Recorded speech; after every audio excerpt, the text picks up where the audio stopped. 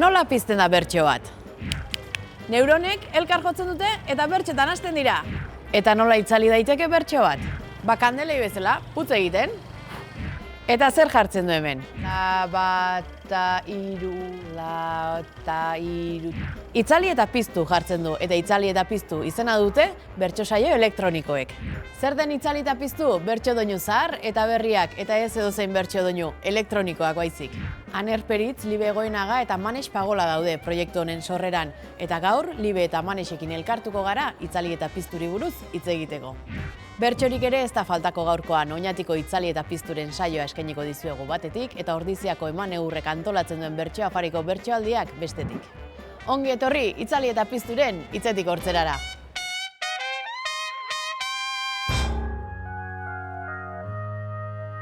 Arratsaldeon oñati, kablekin ze arrisku.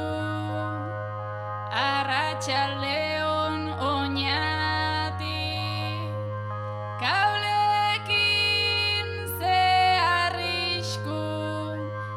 Asma dezakegun, zer itzali ta zer piztu. Kaixo zale kurioso, gogo handia daukagu. Kaixo zale kurioso, gogo handia daukagu. Berso ta soinu berrien bila etorri garagu.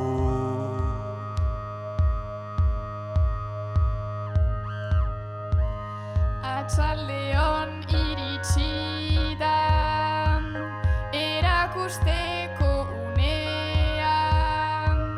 Arratsaldeon iritsi da, erakusteko unea. Bateratu daitezkela, senpelak ta autotunea.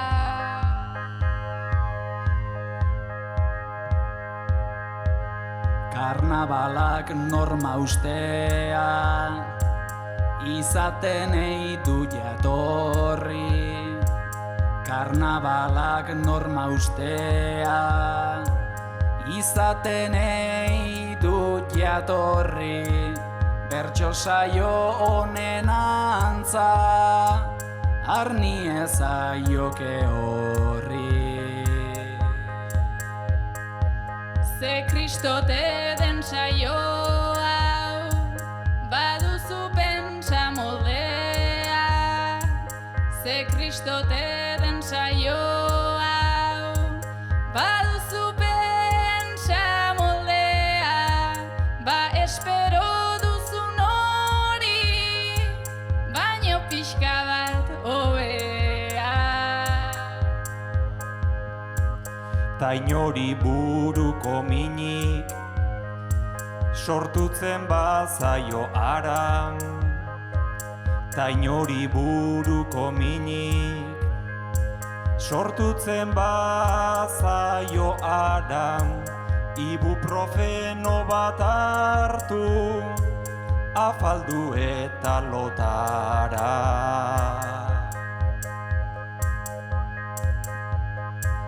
Belagitan ez delako, ogen gozoa pumpuman. Belagitan ez delako, ogen gozoa pumpuman. Gero apreziatuko duzue isiltasuna. Bueno, hau astera doa, ta honez gero ez da mutu. Bueno, hau astera doa, ta honez gero ez da mutu. Itzali ta piztu edo, itxungi eta ixutu.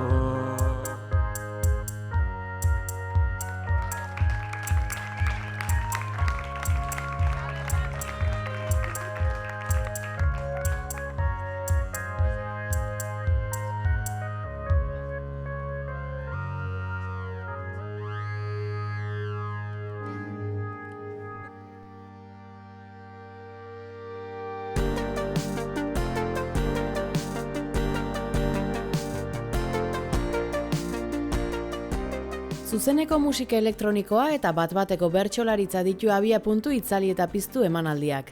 Bertsioa eta musika uztartu dituzte, baina orain arte ohiko ez den soinuetan. Itzali eta piztu taldea 3 gai jartzailek 11 bertsolarik eta 3 musikarik osatzen dute. Plaza batzuk eginda, Oñatikora hurbildu da hitzetik hortzera, Maneix Pagola eta Libe Goenaga musikariekin hitz egiteko. Maneix eta Libe, nolakoa da itzali eta piztu saioko argiak piztea? Bueno, aurrena espazioa ikusi nola dagoen, montajea egin eta pixka bat tokiaren araberakoa izango da. Zer gertatzen da saioko argiak itzaltzen direnean? Ba edozein bertso saiotan bezala, gure artean biltzen gera, esaten dugu zer joan dan ondo, zer okerrago, eta saio guztietan bezala bakoitza bere akatsak azpimarratzen hasten da, hankasartzeak begiratzen, munduak berdin jarraitzen duen bitartean. Eta zelekutako argiak eta aparatu elektronikoak piztea eta itzaltzea gustatuko litzaizueke? Bertsoa maite den edo, bertsoa entzun nahi den edo zein lekutakoa. Hori da. Naiz eta musikari garrantzia eman, gure ardatza bertsolaritza da eta ahozkotasuna, eta beraz bertsoa entzun nahi den edo zein lekutan, gu pozik. Eta gu ere saiatuko gara, gaurko programa pizten eta itzali baino lehen, goazen esertzera. Osongi.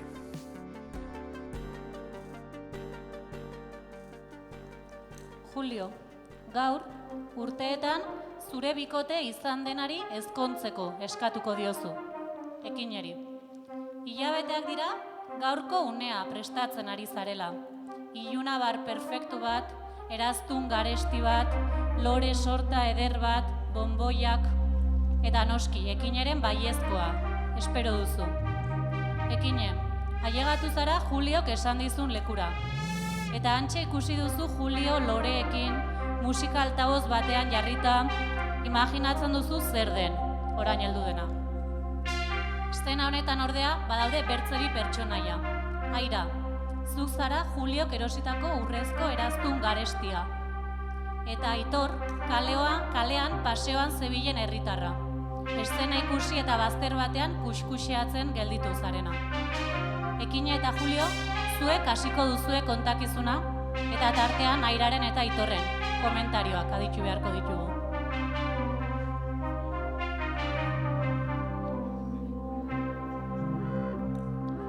Elbide bat bidalita heltzeko presa, ailegatuta Juliok ze interesa,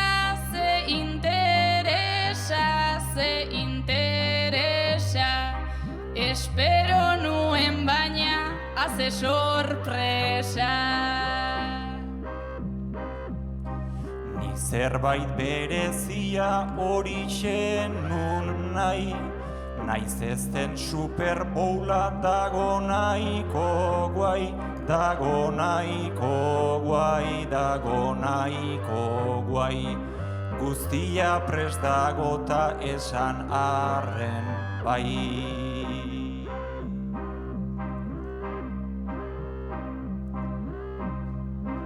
Ni urrez egina naiz ta zea jaio, berari begiratzen asinatzaio,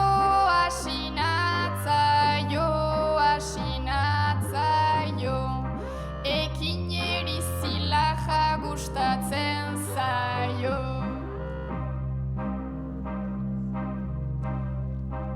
Buelta alkolak haua plan bat aparta, niretzat ta neskantzat pentsa ze marka, pentsa ze marka, pentsa ze marka. Irribarretxu baina hankak dardarka. Altabozta eraztunta erdian zu, eszena polita da baina izu, aizu, baina izu, aizu, baina izu, aizu. Behintzat abanera bat kanta zaidazu.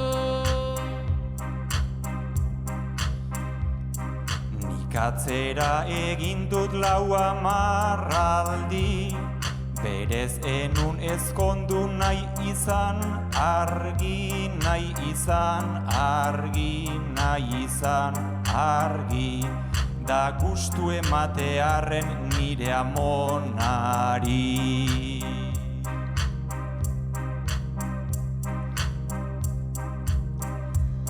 Julio oso trakets baita ibiltzen, orain hasia zaigu ona urbiltzen, ona urbiltzen, ona urbiltzen. Erori egin naizta animoa aurkitzen. Talainotu eginda zeru gardena, onuntza datoz laster kontatuz dena, kontatuz dena, kontatuz dena. Oñati irratia eta goiena.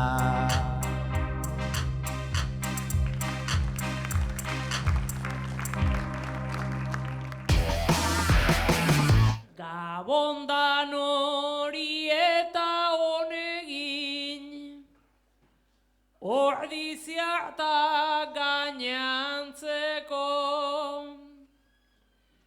Gabon lanean jardun dezuten aurreko eta atzeko. Afaldu denok bapo egin dugu, ia markesen antzeko. Orain bertsoen likore pixka eta afaria bajatzeko. Afaria bajatzeko.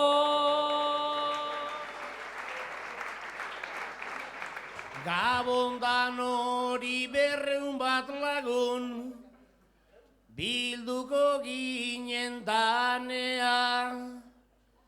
Batzuk jatera etorri dira, besteak jandalanea. Hiru hona arten egingo dugu, gaurko bersoen bromea. Kantu kontari etorri gera, ate ama eta semea. Ate ama eta semea.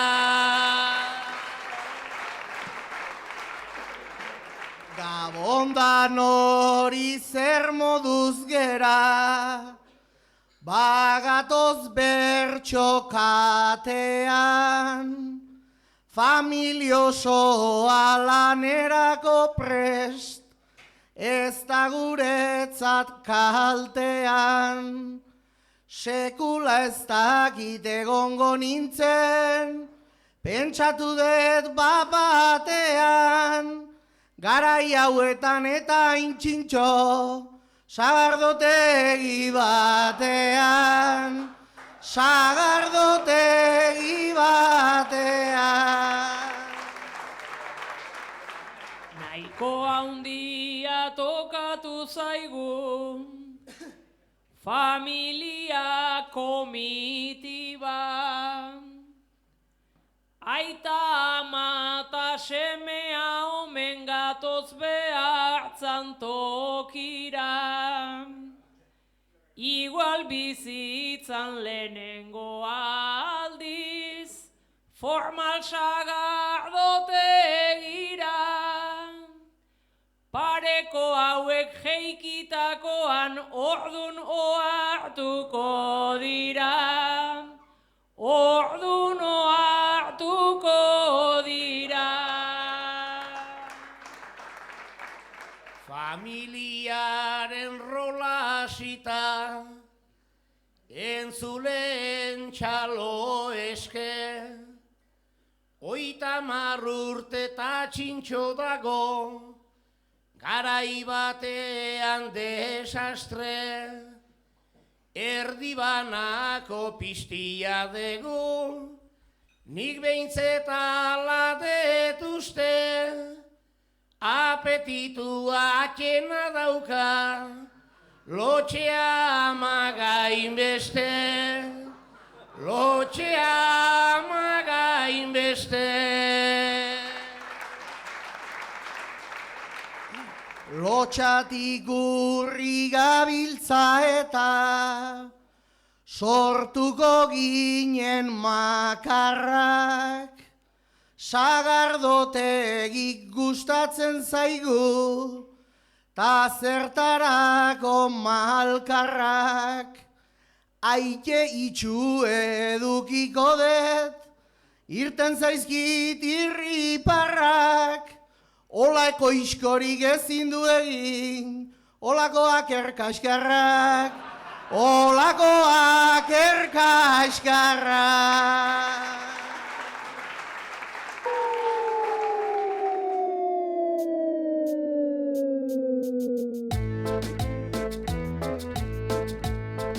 Maneista Libe, itzali eta piztu izena du sortu zuen emanaldi berriak, zer piztu nahiko zenukete eta zer itzali? Proiektuarekin jolaserako gogoa nahiko genuke piztu, mundu mailako beste improvisatzeko jardunetan, bai dezimetan, bai glosadoreek ere, zurruntasuna haustea bideragarria dela demostratu dute, eta Euskal Herrian ere zenbait saiakera egon dira bertsolariaren ohiko arketipoarekin hausteko. Guk ere horretan gure alea jarri nahiko genuke. Hori da. Itzali nahiko genuke musika elektronikoak Euskal Herrian edo Euskal munduan komunitate txiki honetan duen estigma. Baina agian bertsoarekin ezin dela uztartu estigma hori. Hori da. Musika elektronikoa periferietako zerbait bezala ikusi da urte luzetan zehar. Guk uste genuen ja estigma hori apurtuta zegoela, baina jendea harritu egin denez guk musika elektronikoa egiteaz eta modernotzat hartu gaituzten ez nor eta gu. Ez dakit konturatu gara, igual estigma hori ez dela hautsi eta bertsolaria oraindik ikusten dela zurrun, euskal folklorearen jarraitzaile sutsu eta izenburua, itzali eta piztu, zergatik. Itzali eta piztu eta oso modu berezian idatzia gainera. Bai, izenburua aukeratzea askotan izaten da gauzarik zailena, proiektu guztia sortzea baino zailago askotan. Erabaki genuen, begira eginala, pentsatu genuen, aparatu elektroniko guztiak itzali eta piztu egiten direla. Eta orduan, horlaxe jarri genion izena. Gero grafia edo idazteko era hori, bai izala pixka bat, mundu elektronikoarekin ere lotura bat badukalako. Zenbakiak eta letrak pixka bat nahastea, horregatik erabaki genuen. Bertsoa eta musika uztartzea ez da berria, zer du desberdinetik itzali eta piztuk? Nik uste berritasun nabarmena dela guk bat-bateko improvisazioa egiten degula ez. Esan duzun bezala, bertso mundura Fermin Muguruza sartuko zen lehenengo bertsoari beste base bat jartzen, 86ko Andoni Egaña eta Peñagarikanoren hain bertso famatu hori bertso jok bihurtuz. Eta gerora egin dira beste saiakera batzuk, Likilikatxu, Chill Mafia, Malakias eta halako proiektuak, non bertsoa musika elektronikoarekin uztartzen duten, eta gure berritasuna da guk bat-batean egiten dugula horiena. Bat-bateko bertso musikatuetan orain arte egin dira batez ere instrumentu akustikoekin, gitarra, pianoa, saxoa, eta orain guk nahi genuen azten ordu sonoritatea aldatu. Eta beste soinu batzuk ekarri bonbo elektroniko batekin, eta soinu elektronikoago batekin. Eta hasieratik argi zenuten elektronikoa izango zela proiektu hau, eta zergatik elektronikoaren autu hori? Hasiera batean lankuk eskaini zigun proiektua aurrera eramatea eta elkartu ginen lan taldean eta argi geneukan elektronikoa izango zela saioa.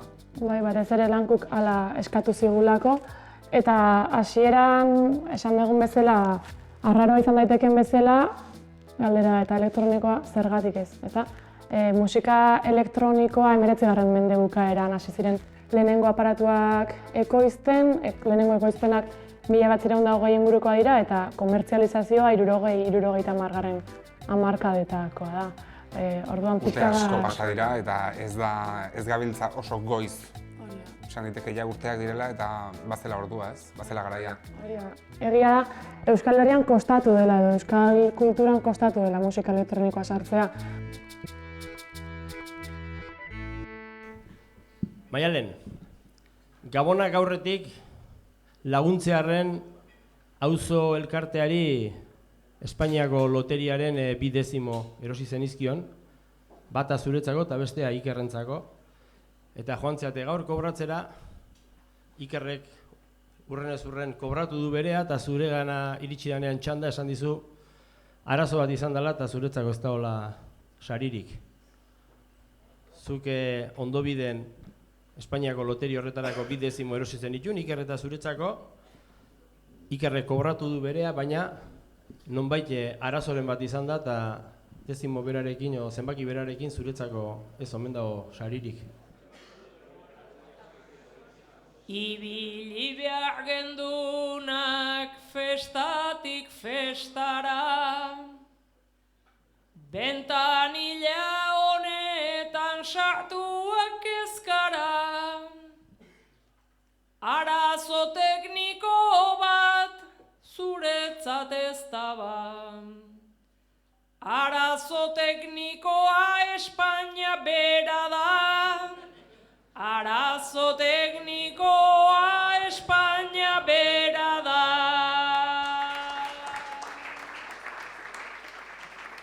Biok amets bat gendun, aseran mantendu, erostera pausoak genitun zuzendu, nere laguna zera nahi det nabarmendu, baina orain banatzeak pena ematen du, baina orain banatzeak pena ematen du.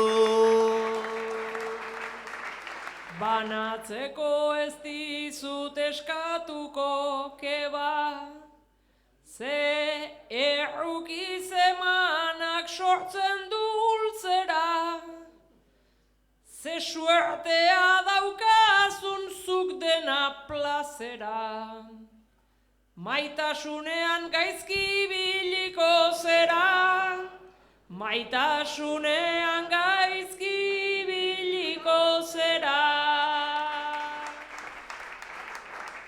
300.000 euro nola edo ala, lanik ez egiteko eharra jornala, maitasunean gaizki hanketan morala, uste dut orain pixkat mejorauko dala, uste dut orain pixkat mejorauko dala.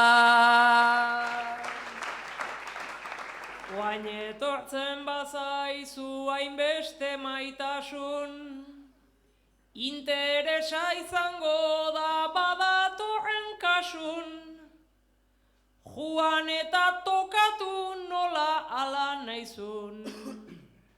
Alkatetzare hola tokatu zitzaizun, alkatetzare hola tokatu zitzaizun.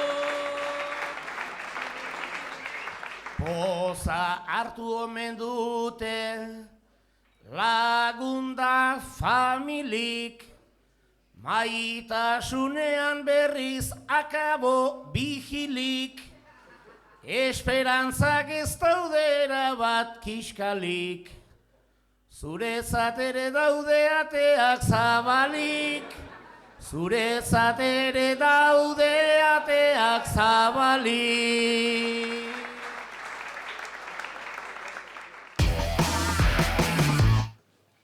Aira, nerabea zinenetik plazaz plaza aritzen zara bertxotan. Beti agertzen zara aurpegi onarekin, naiz eta egun txarra izan, bezperan lo gutxi egin, edo hilekoaren minarekin ia ezin mugituta egon. Aurpegi ona jartzen duzu, gustuko gaia jartzen ez dizutenean, edo holtzan deseroso zaudenean ere. Hala ere, badakigu bertxotan dena ez dela ona, eta batzuetan aurpegi txarra jarri nahiko zenukeela. Saio baten ondotik, etxerako bidea nolakoa den kantatzeko eskatuko dizut. Zer aurpegi jartzen duzun etxerako bidean?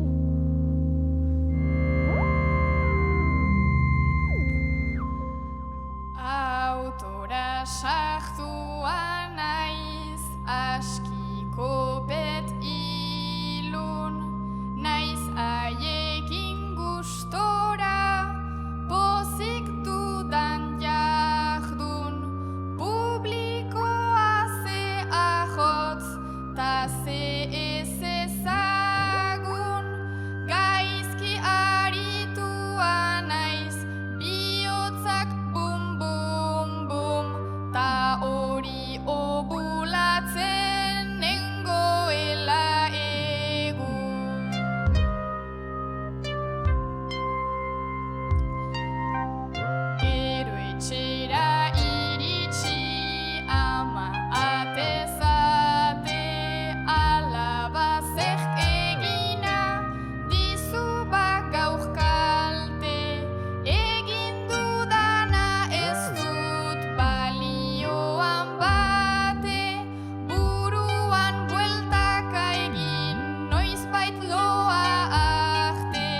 saio batek bostegun iraun baititzake.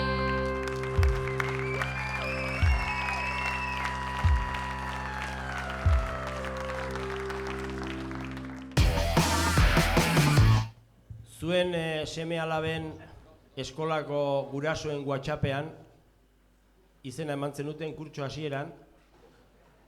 Ia kurtso erdia egin dezute eta gaur erabaki dezute lehenengo aldiz erantzuten hastea. Zuen seme alaben eskolako guraso txatean izena eman zenuten, hemen parre asko da, baina izena eman zenuten kurtso hasieran da gaur lehenengoz erabaki dezute erantzuten hastea. Hainbat denbora pasata gero, WhatsApp taldeai begira, nola demontre bota litezke, bertan hainbeste pari da. Futbolen gaizki dabiltzala ta zenolako movida. Entrenadorek ez du kulparik, gure aurrak txarrak dira. Horri izaten da Iker laguna, horren beste tira bira. Mezu bat heldu ta kasorik ez, pantailari gora biba. Gaur ipini naiz erantzuteko, azti beida ilargira. Zer nahi dezu ba txarrak die bai, gureak baldin badira. Gaboneskean ere izan zan, hainbesteko pasarela, hanen alabak bakarlarian papel hartu nahi zuela. Bestek bai ez esaten zuten, inuzentek bezala. Lasaine honek esango diot gaizki kantatzen duela. WhatsApp honitxe begira jarri, ta hori ez da martxea. Dana egiteko idatzi behar, hartaburuen antzea. Ni joango naiz tani ez dakit, iritsi naiz pentsatzea. Honena dala gurasotako, gidabaimena hartzea. Danak gitarran nahi genituzke, danak horuan kantari, ta tamborra da baldin badator, lehenbiziko zuzendari. Korrigan ona izan dadila, futbolean futbolari, norberak egin ezin zuena, ez eskatu meari.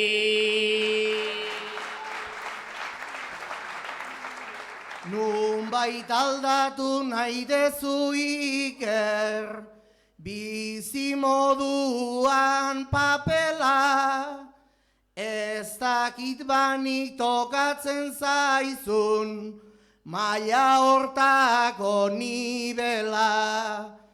Gaur eguneko gizarte honek erakutsi ditorrela, gurasoak da txakur jabeak antzerakoak direla.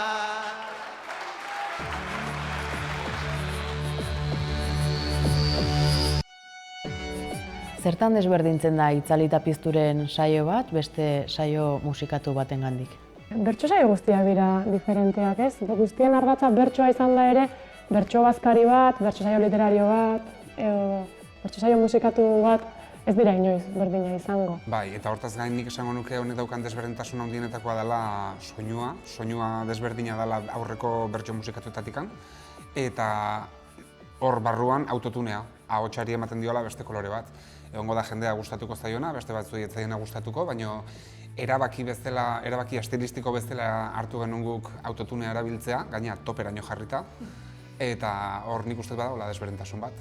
Hala ere, saio honek badu aurrelan bat, zuek nola hasi zineten sormen prozesuarekin, nola elkartu zineten, nola hartu zen dituzten erabakiak?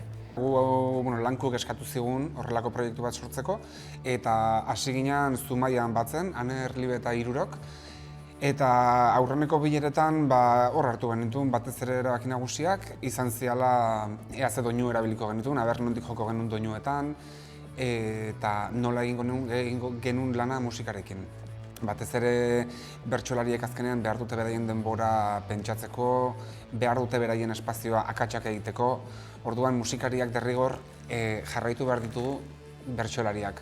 Orduan argi geneukan bat-batean sortu behar genuela musika elektronikoa, ezin zela base bidez egin. Zailena edo gehien gustatu zaiguna, erronka handiena hori izan da gure aldetik. Bertsolariak jarraitzea ez gaudelako ohituta honetara. Doinutegian ere berritasunak badakartzazue, nola izan da doinu berriak probatzea, sortzea, moldeak sortze hori?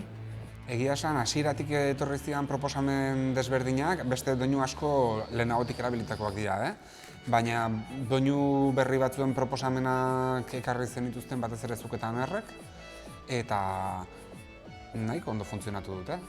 Eta bertsolariek nola hartu dute proposamena? Askok beldurrez esango nuke, hasiera batean, gero ausartu dira eta ondo, gustora ikuste ditut nik, baina hasiera batean susto pixka bat ere izan dute. Egia lantaldea sortzeko unean, bertsolariak aurrez ezagutzen genituenez eta beraiekin askotan egin izan dugunez lan, genekiela ondo moldatuko zirela. Emanaldia aurkeztu aurretikan, entseguak egintzen dituzten bertsolariekin. Zergatik izan zen entsegu horiek egitea garrantzitsua eta beharrezkoa? Aurrena entsegu itxiekin ibili ginean, batez ere doinuak lantzeko, doinuak eta sonoritatea lantzeko, ze autotunarekin kantatu lehen aldiz egin zuten askok. Eta nik uste dut horri ohitu behar den gauza bat ere badela, orduan nahi genuen elkartu eta pixka bat praktikan jarri. Eta gero entsegu irekiena, nahi genuelako ikusi publikoan ze sortzen zuen horrelako emanaldi batek, eta nahi genuelako lehenagotik jakin guk eren holtza gainean nola defendatuko genuen emanaldia. Entsegurik ez bagenu behar izan, etzen lantalde itxi bat izango gurea. Gure proposamena da etorkizunean edonork musika jo ezan eta edonork bertsolaritza musika elektronikoarekin landu ezan, hastapen bat edo aurrepuntu bat ematea. Eta horretarako, sukaldeko lana beharrezkoa da, burubelarri ibili gara entsegu horietan, bai musikarien aldetik, bai bertsolariekin uztartuz. Hitzetik hortzeran, gonbidatu guztiei galdetzen diegu zein den euren bertsoaldi kutxuna. Zuena zein dela esango zenukete? Esango genuke bertsoaldi kutxuna asko dauzkagula, baina gure proiektuarekin lotzeko Maialen Lujanbio eta Jon Martinen bertsoaldi bat hautatuko dugu, 2009ko txapelketa nagusikoa. Bertan, saioan zehar argia joan zen eta mikrofonoek ez zuten egiten, eta pasadizo hori gustatu zaigu, iruditzen zaigulako elektronikarekin, bat-batekotasunarekin zer ikusi zuzena duela. Ongi iruditzen bazaizue, entzun egingo dugu. Herri bereko bi herritar zarete. Zuion igandero joaten zara mezetara, eta eliza erdi hutsik egoten da. Gaur telebista mezak grabatzera datorrela eta, inoiz ez bezala, Maialen ere etorri da. Hainbat kamara eta mikroak zintzilik, naizta deskonektatu gu ez gaude hilik, badazu bezelako pertsona abilik, Fedea duzu baina telebistan soilik. Trialai, lalai,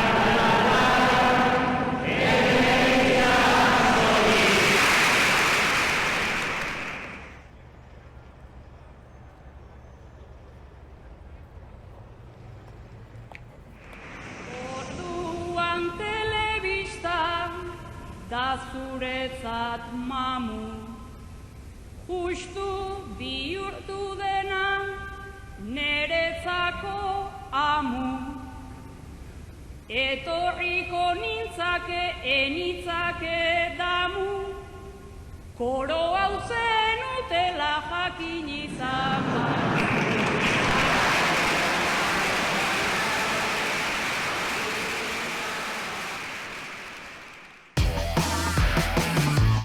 Gaztetatik, bikote harremanak bata bestearen atzetik lotu izan dituzu. Gustuko dituzu sabeleko tximeletak, baina horiek bukatzean, bukatzen zaizu zuri ere barreneko grina. Eta konplexu haunitzik gabe uzten dituzu harremanak eta berriak hasi.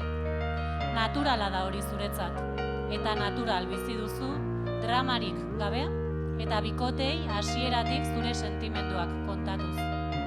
Zuretzat naturala da hori. Badakizu ordea, jendeak arrarotzat zaituela. Jaio ezkero gure barnean zerbait bakoitzak dakargu, ta nola jardun, ta nola egin, hortaz norbera dakargu.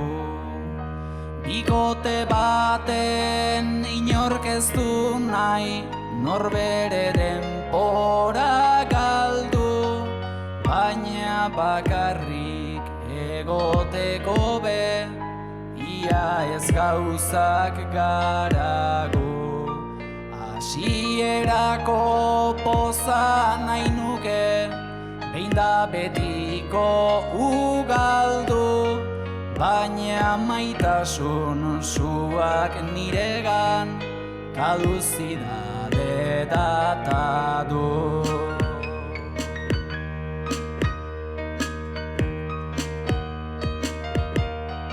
Ta inguruan sortu ohi dira, mila pena, mila drama. Esaten dute berriro ere, utzi dutela ai ama. Noski ideal maitasun hortan, ez da sartzen banan-bana, baina bizitza horrela bada, zer da badanik esana. Bizitza ez dut nik eramaten, bizitzak berak narama. Azken finean zeo zer badut, azalpenik ez daukana.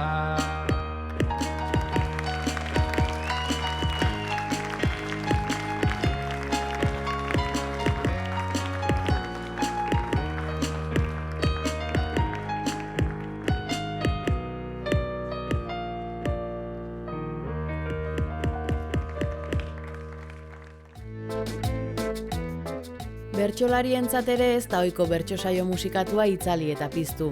Eta orain arteko esperientziari buruz eta saioen moldeari buruz galdetu diegu Aitor Tatiegi eta Aira Izpurua bertsolariei.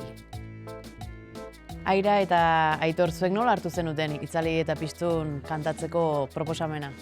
Netzat poza handi bat izan zen, kontutan hartuta ez dutela askotan eduki aukerarik elkartiak edo udaletxeak antolatutako saio eta zirkuito ofizial hortan parte hartzeko, aukera pozgarri bat izan zen netzat. Niri egin zen ilusio handia eta atxemanon bide interesgarri bat eta xantza bat zela hor parte hartzea. Ez da ohiko bertso saio musikatua, elektronikatik du, entxeguak ere egin dituzue. Nola sentitu zarete orain arteko entxegu eta saioetan?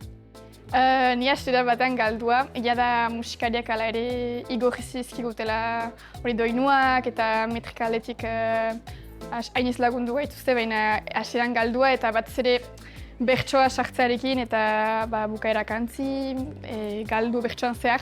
Azkenan gauza hainitz bazirelako kontuan hartzeko, baina gero jau biki. Ni nahiko ados airak esaten nuen horrekin, ezta? Askotan bertzotara bertara baino, burua gehiago ikusten nuen musikara, erritmora eta horri eustera, baina gerora, nik uste poliki-poliki gero eta erosu haua edo inleken formatu bat badala kanturako, Eta orain arteko saioetan, publikoak nola erantzun du edo ze jaso duzue publikoaren gandik? Danetik esango, Publiko tradizionalen antzako nik uste badala talka bat askotan jakin barik etorri dalako saiotera, zer dan ondo jakin barik, eta gero sorpresa hortan, hasiera meintzat susto desenti hartu daue batzuk, gerora gustora urtengo ziren batzuk, da ez nik uste. Azkenan da gauza begi bat bai autotunearena eta bai ere atzean den musika. Eta bai direla estimulua hainizten jandia eta hainitz kargatzen duela, baina sorpresa onako dituzte ere hainitzek. Aukeratzeko esango banizue, orain arteko bertso musikatu saio bat edo itzali eta piztuko saio bat, zein aukeratuko zenukete? Ez da nik bat ala beste aukeraketan, saioa eta egunan arabera nik uste, lehen esan duenatik, ez da, askotan ni bintzen sensazio eukiten dut, bertzotara baino beste gauza batzutara egoteko sensazio hori. Ordan, ondo zabitzenean, elektronikoa izan edo antzera nik uste. Gero hori ikusi da publikoa hor delarik eta sartzenarik elektronikoaren salsa horretan koritatzen lortzen delarik, hori hainiz apresiatu dut nik, baina beste naz. Utziko zaituztego, kantatu egin behar duzu eta eskerrik asko Aira eta Aitor, eta gustatu saioan. Zondo. Kuadrillakoak, zarete. Aira, beti lortu izan duzu nahi duzuna askorik saiatu gabe. Gradua gehiegi ikasi gabe gainditu zenuen. Segituan lortu zenuen lanpostu on bat. Kirolean ere beti destakatu izan zara. Bizitzako garaie horietako bat zara. Eta ekine, zuri beti eman dizu amorrua horrek. Kontua da, urteekin eta airaren posizioarekin nekatuta, beraren gandik urruntzen joan zarela. Eta gorroto ez, baina ahalik eta gutxien ikusten saiatzen zarela. Kuadrillaren gandik urruntzerare eraman zaitu horrek.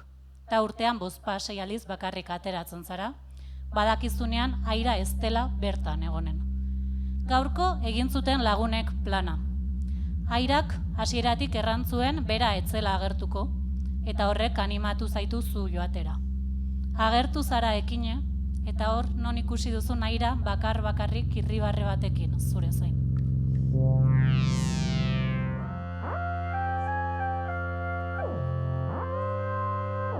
Osteguna izaten da kaletan onena, begian nabaritu, baitizut problema, ez gaizki begiratu, ez egin asperena, lagun taldekoak dute antolatu dena, lagun taldekoek dute antolatu dena. Zutaz behin urrundu nintzen, bainuen beharra, inbiditan isilpean, edo noiz negarra, ta gaur goizetik izan dut agitzegun txarra, eta zu topatzea zen falta zen bakarra, eta zu topatzea zen falta zen bakarra. Bizitzan mila gauzetan gabiltz ekiteko, gure onenaren bila zerbait egiteko, baina ikusia zaitut erabortitzeko, ni ezabatu beharra zuek existitzeko, ni ezabatu beharra zuek existitzeko.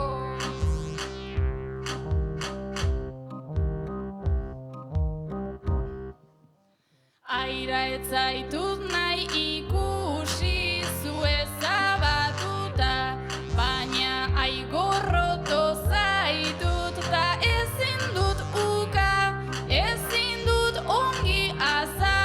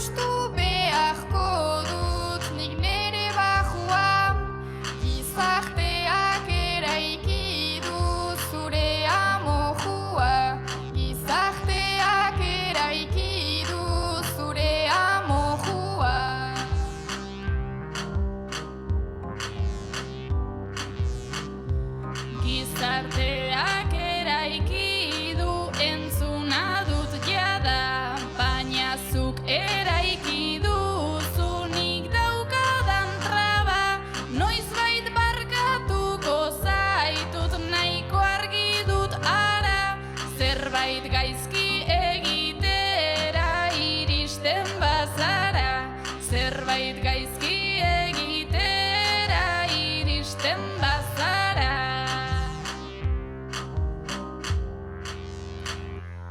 Guztietan aritu naiz honetan ondoen, baina ohartu egin naiz handitu ondoren, naizta senditu lehena goren eta goren, etzin aldala galdetu zer moduz nengoen, etzen idala galdetu zer moduz nengoen.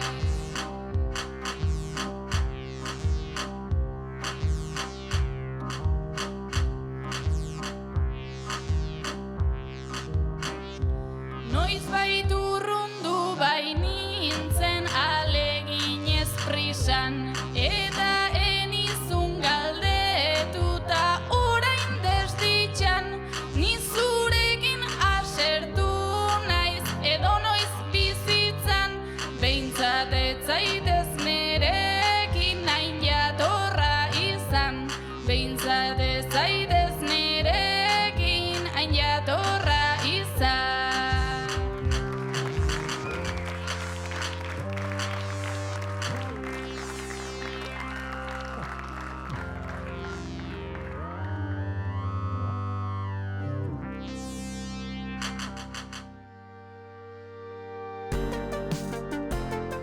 Itzali eta pizturen saio batzuk egin dituzue, nola joan dira, ze sentsazio izan dituzue? Denetik egon da, ez da? Eduki dugu saio onak, oso onak, baten bat eskasagoa igual. Ego zein bertso saiotan bezala. Bai. Hau apatekoa da eta ezin da aurrez jakin nola aterako den. Jendearen aldetik erantzuna, zein izan da publikoak nola hartu duzuen proposamena? Bueno, publikoaren termometroa erabat aldakorra da eta gu horri begira egoten gara, jakiteko zer funtzionatuko duen, zerk ez. Publikoak ondo hartu du oraingoz, baina bertsolari batek publikotik jasotzen duen bezala etorkizunean lanerako ideia, guk ere hala egiten dugu eta ibiliak erakutsiko dugu nola jarraitu lanean. Eta itzali eta piztu bezalako saio bat antolatzeko leku egokia, zein izango litzateke edo ze lekutan aritzea gustatuko litzaizueke zuei? Edozein tokitara joango gara gustora saioa egitera, baina nik esango nuke hobeto funtzionatuko dula espazio informaletan, herriko plazetan baino. Batean ez bada bestean, Itetik Hortzerak jarraituko du. Zuen ibilia, Maneix eta Libe, eskerrik asko eta laster arte. Bai, eskerrik asko zuei. Gaur hemen gauden Berduri Hall, duela urte batzuk, merkatua izateaz aparte, gaur egon bezala kontzertugunea ere izan zen. Zuek, duela 40 urte ona etorri zineten parrandara. Eta ez dakigu ze pasa zen, baino hemen gelditu zineten itxita. Eta magia, halako batean 40 urte beranduago agertu zarete. Zuek ere ez dakizue ze garaitan zaudeten, non bai baino ze jende den hau, zer den ikusten ari zaretena.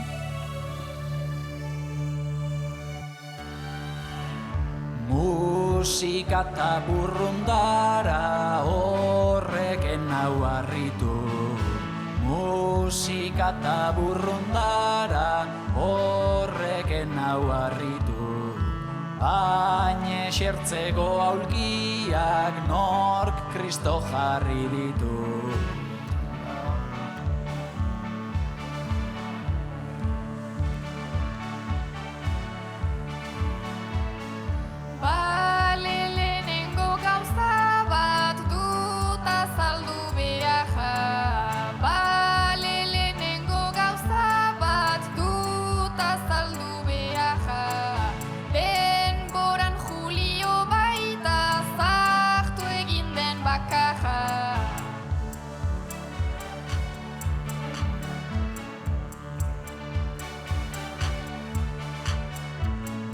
Heldu gara marteraino edota ilargira.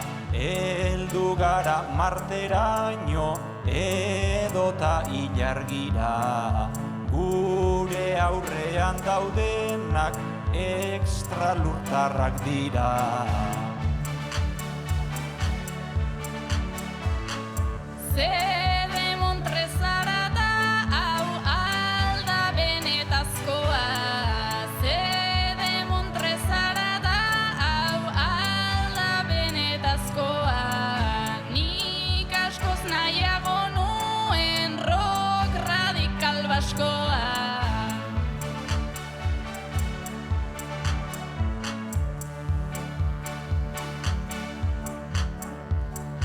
Leopardoan jertxea ta kamiseta marra.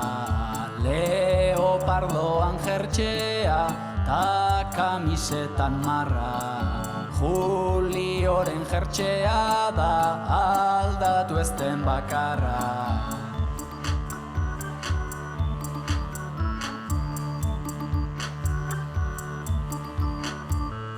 Nolako soinu bitxiak teklatuen gakoak.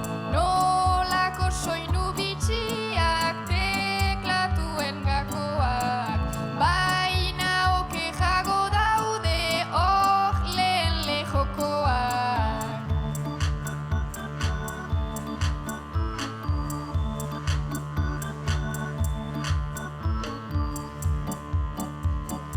Nik moda bat sortuko dut bai fijatutan itaz. Nik moda bat sortuko dut bai fijatutan itaz. Itzen bat jarri behar ta deituko zaio pintax. Atera nahi dut hemendik eginen dut esprina. Atera nahi dut hemendik eginen dut esprina. Arantzazun omen dago denboraren makina.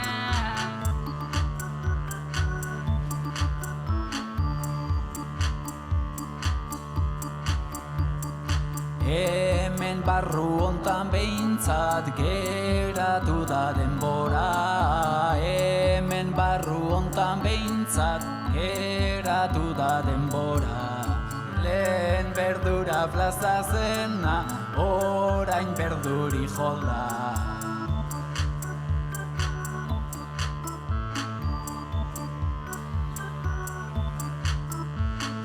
Pentsatu dut ajaro da senditzen dut ojela.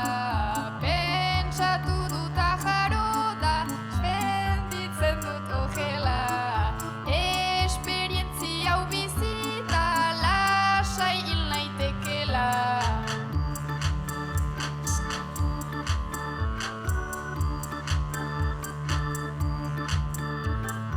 Eta jendeak dantzarik ez aldu eiten hemen.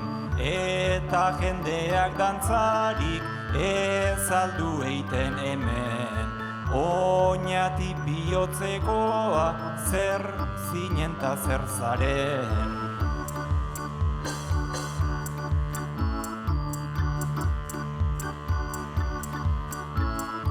Batuak gaitunez hemen egotera behartu. Batuak gaitunez hemen egotera behartu. Dantza dezagun ritmora eta trantzean sartu.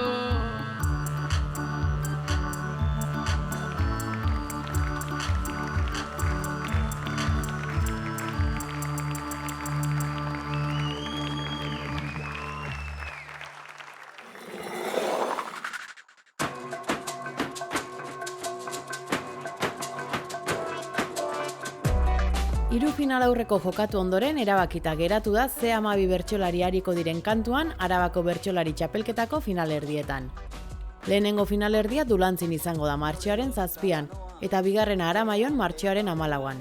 Finalerdietarako sarrerak bertsosarrerak.eus atarian dituzue salgai eta Arabako txapelketari buruzko informazio guztia irubebikoitza.bertsozale.eusen.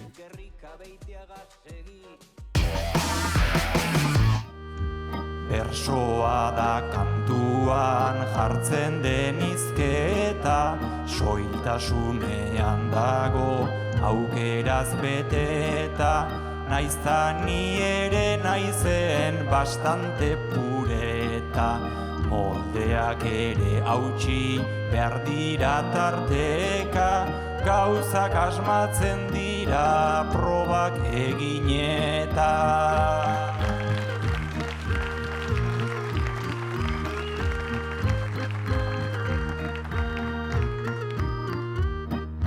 Gertakizun polit bat onaino iritsi, naizta izan den lehenbizi, bertsoak egokitzen daki bixi-bixi, ta ezin zaio deusi, aterika